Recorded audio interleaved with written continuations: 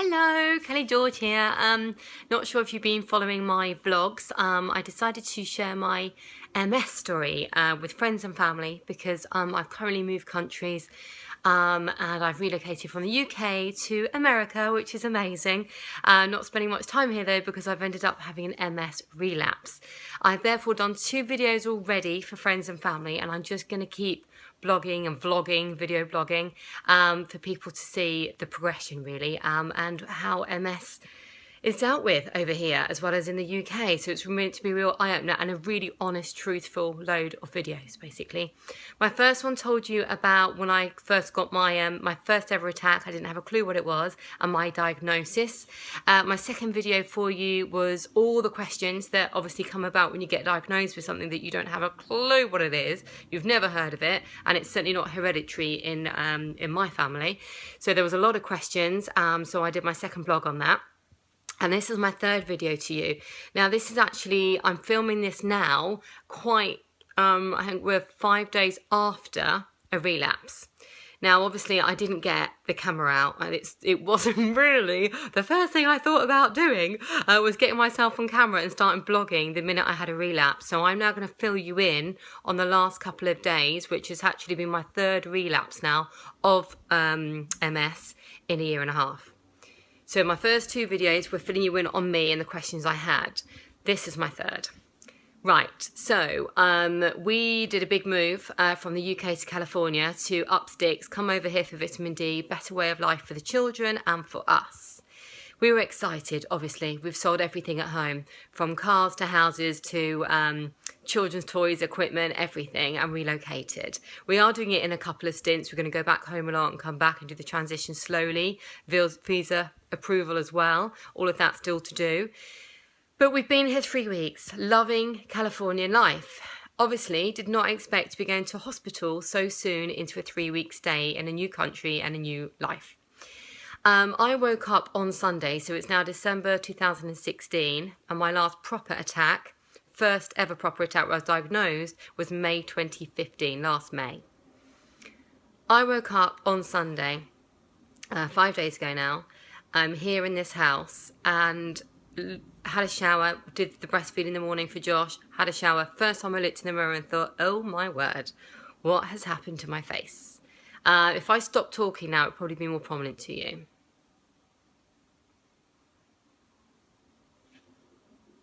Completely shifted.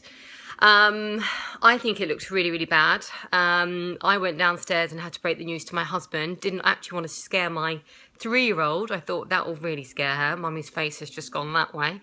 And thought, what on earth has happened? I'd had a couple of warning signs on Saturday night. I had really weird tremoring in my lips. You know when you get a really tired eye and your eye like flickers really uncontrollably and tired? I had that in my lips, but that was on my right, whereas this has happened on my left. Obviously I'm recording this, so everything goes back to front on a camera, but this is my left.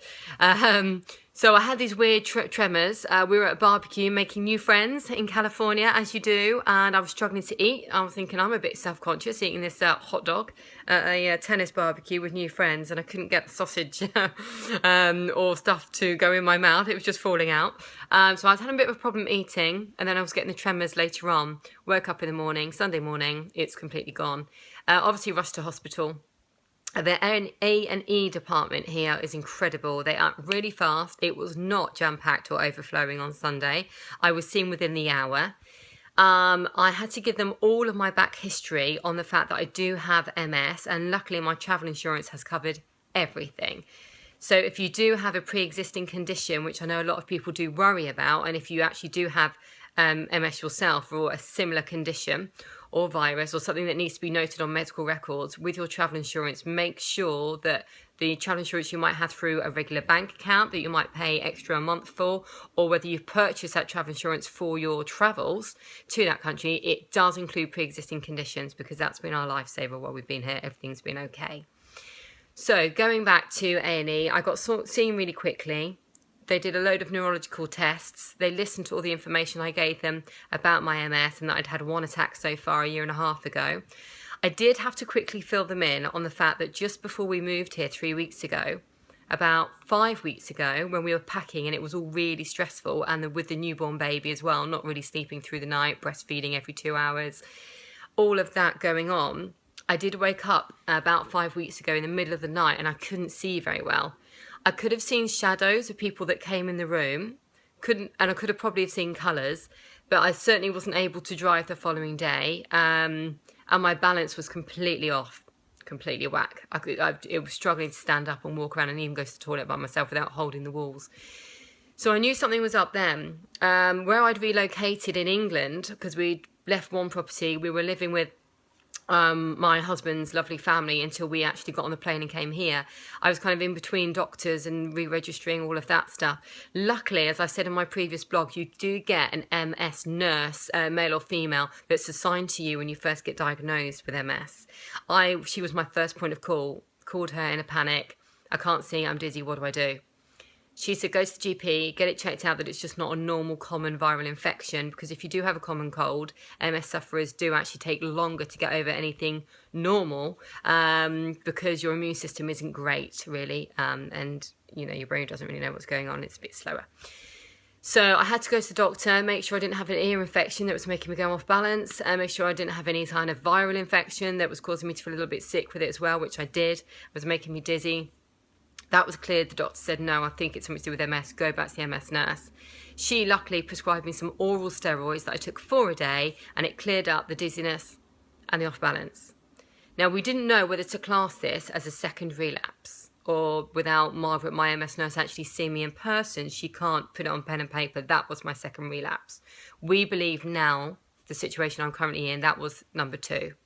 And now this is relapse number 3. So going back to the hospital on Sunday, did A&E, they straight away listened to all the history and said, we believe you did have a relapse a couple of weeks ago, but so we're going to give you an MRI today.